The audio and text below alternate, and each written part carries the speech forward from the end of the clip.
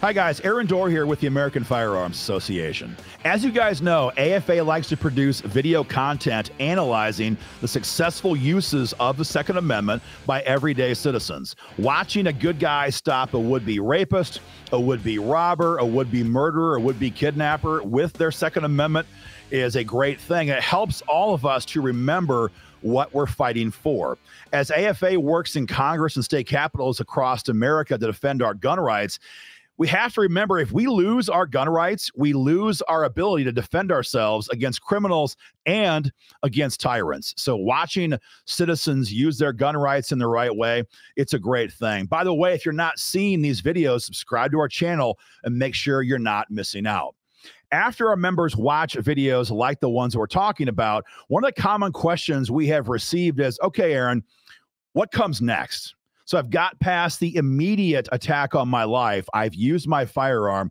What must I be doing next, thinking about next as the situation continues to evolve before the police arrive? And it's a great question because there have been, sadly, many examples of good guys who thought the situation was done and they were attacked again by the guy they thought they had put down.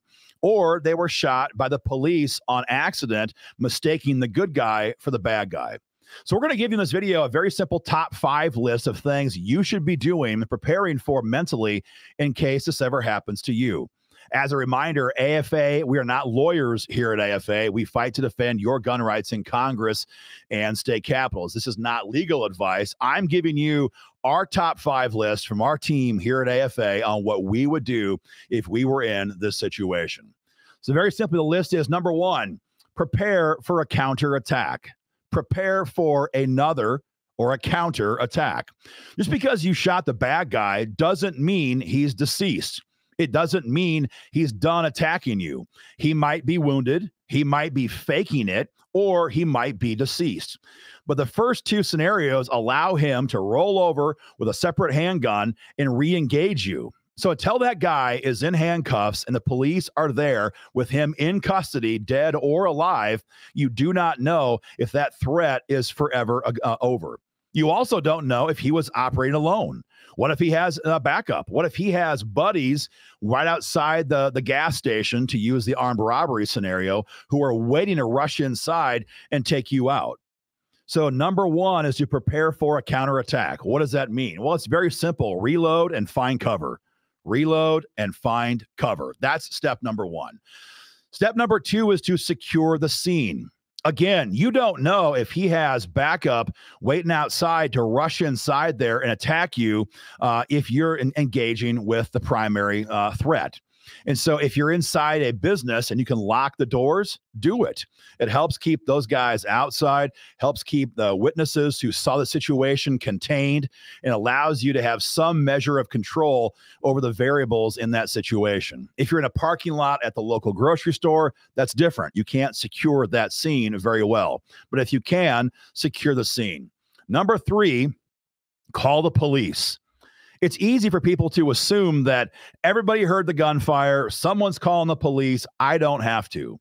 But that's a big mistake. Many people will not call the police for various reasons.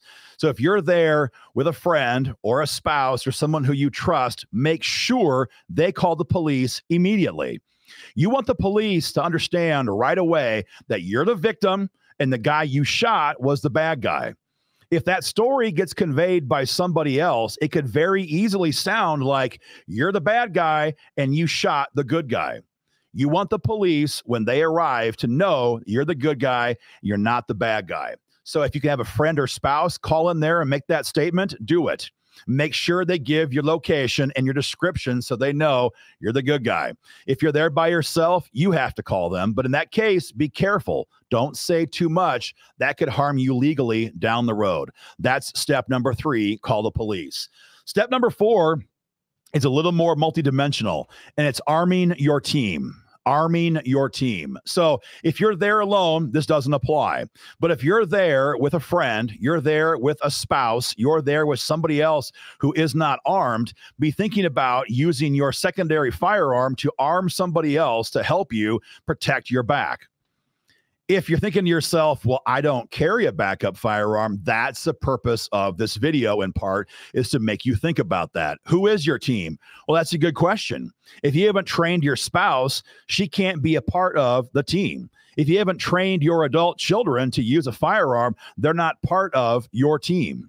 So part of this is thinking long term, who around me in my circle should be trained to use defensive force? Well, your spouse sure as heck should. Your adult and even younger children sure as heck should. And so train them, make sure they know what to do in these situations. And in case they're not armed when that happens, give them your backup gun and arm your team and take the proper position. Step number 5 is the last one, and this is to secure your firearm before it's too late. What do I mean by that? Well, that's very simple. When the cops arrive, they may or may not know you're the good guy.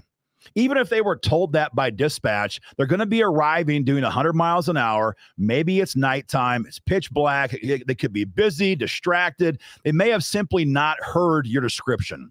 When the cops arrive, they're going to have an adrenaline dump just like you do at that point.